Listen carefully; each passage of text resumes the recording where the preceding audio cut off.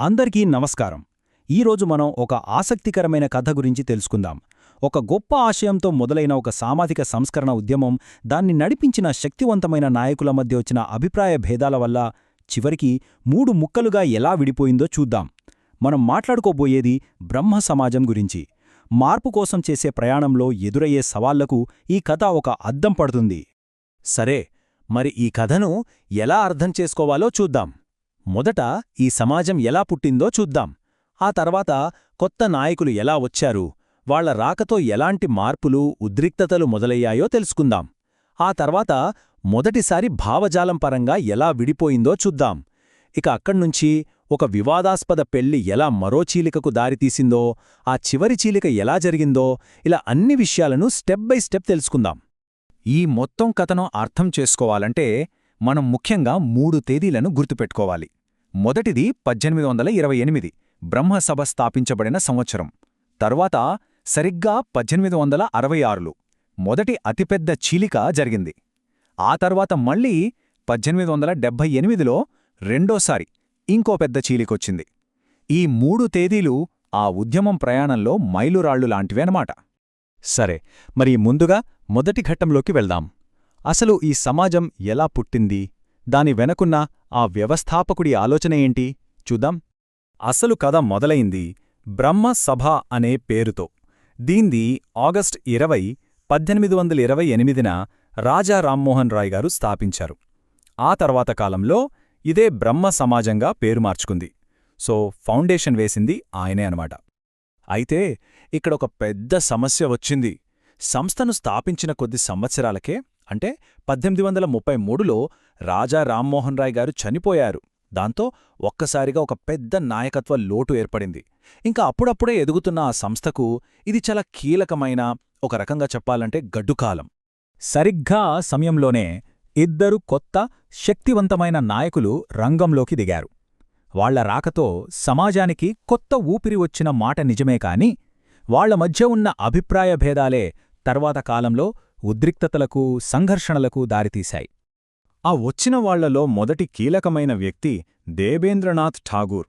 ఆయన 1842లో సమాజంలో చేరారు. ఆయన రాకతో నీరసించిపోయిన ఉద్యమానికి మళ్లీ ప్రాణం పోసినట్టు అయ్యింది. ఆయన చేరిన 16 సంవత్సరాల తర్వాత, అంటే 1858లో మరో డైనమిక్ లీడరొచ్చారు. ఆయనే కేశబ్ చంద్ర సేన్. ఈయన తనతో పాటు ఒక కొత్త ఉత్సాహాన్ని, మరింత ప్రగతిశీలమైన, అంటే రాడికల్ ఐడియాలను తీసుకొచ్చారు. ఇప్పుడు చూడండి, 2 బలమైన నాయకులు, 2 విభిన్నమైన దృక్కోణాలు. దీనివల్ల ఏమవుతుంది? ఘర్షణ తప్పదు కదా. సరిగ్గా అదే జరిగింది. ఈ 2 మధ్య వచ్చిన తేడాలే ఉద్యమంలో మొదటి అతిపెద్ద చీలికకు కారణమయ్యాయి. ఇక్కడ మనం చూస్తున్న ఈ పటం ఆనాటి పరిస్థితిని స్పష్టంగా చూపిస్తుంది. చూడండి, ఉద్యమంలోని ముఖ్యమైన వ్యక్తులెవరు, వాళ్ల మధ్య విభేదాలు ఎలా పెరిగాయి, చివరికి అది చీలికలకు ఎలా దారితీసిందో ఈ టైంలైన్ వివరిస్తోంది. మెల్లమెల్లగా ఘర్షణలు పెరిగాయన్నమాట. సో చివరికి ఆ ఘర్షణ 2 వర్గాలుగా రూపుదిద్దుకుంది. ఒకవైపు దేబేంద్రనాథ్ ఠాగూర్ గారి నాయకత్వంలో సంప్రదాయవాదులు. వీరిని కల్చరల్ నేషనలిస్ట్స్ అని కూడా అనేవాళ్లు. వీళ్ళు ఆది బ్రహ్మ సమాజంగా ఏర్పడ్డారు. మరోవైపు కేశబ్ సేన్ గారి నాయకత్వంలో ఉన్న లిబరల్స్. వీళ్ల ఆలోచనలు చాలా ప్రగతిశీలంగా ఉండేవి. అందుకే వీళ్లను మోడర్నైజర్స్ అని కూడా పిలిచేవారు.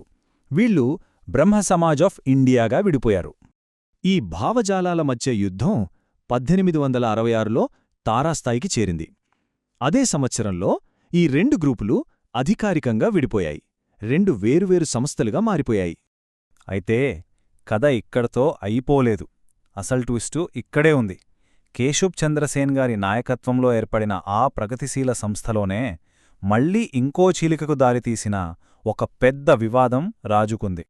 ఇక్కడ మనకొక ప్రశ్నొస్తుంది గదా, అంత ప్రగతిశీలంగా ఆలోచించేవాళ్లు, ఆ మోడర్నైజర్స్ అని పిలువబడే వర్గం కూడా మళ్లీ ఎందుకు విడిపోవాల్సొచ్చింది?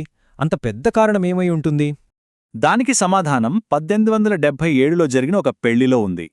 అదేంటంటే, కేశబ్ చంద్ర సేన్ తన 13 కూతురికి కూచ్ బెహర్ సంస్థానానికి చెందిన మైనర్ మహారాజుతో పెళ్లి చేశారు. అంతేకాదు, ఆ పెళ్లిని సాంప్రదాయ హిందూ ఆచారాల ప్రకారం జరిపించారు. ఇది ఆయన అనుచరుల్లో చాలామందికి అస్సలు నచ్చలేదు. ఎందుకంటే వాళ్లు నమ్మిన సిద్ధాంతాలకు ఇది పూర్తిగా విరుద్ధంగా అనిపించింది. ఈ వివాదాస్పద పెళ్లితో వెంటనే దాని పర్యవసానాలు మొదలయ్యాయి. ఇది ఉద్యమ చరిత్రలో కనీసం 19వ శతాబ్దంలో చివరి మరియు అతి ముఖ్యమైన చీలికకు దారితీసింది. మన సోర్స్ మెటీరియల్లో చెప్పినట్టుగా కేశుబ్ చందర్ సేన్ చర్యల వల్ల తీవ్రంగా నిరాశ చెందిన ఆయన అనుచరులు ఒక కొత్త సంస్థను ఏర్పాటు చేసుకున్నారు. ఆయన మీద నమ్మకం కోల్పోయారన్నమాట. దాని ఫలితమే సాధారణ బ్రహ్మ సమాజం.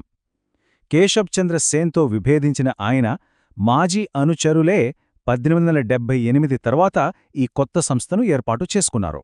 సో ఈ మొత్తం ప్రయాణాన్ని ఒక్కసారి చూస్తే మనకు స్పష్టంగా అర్థమవుతుంది. మొదట ఒక్కటిగా ఉన్న బ్రహ్మ సమాజం 1866లో ఆది బ్రహ్మ సమాజం బ్రహ్మ సమాజ్ ఆఫ్ ఇండియాగా విడిపోయింది. ఆ తర్వాత మళ్లీ ఆ బ్రహ్మ సమాజ్ ఆఫ్ ఇండియా నుంచే 1878లో సాధారణ బ్రహ్మ సమాజం పుట్టింది. అంటే కేవలం 50 ఏళ్లలోనే ఒకే ఉద్యమం 3 వేర్వేరు శాఖలుగా చీలిపోయిందన్నమాట.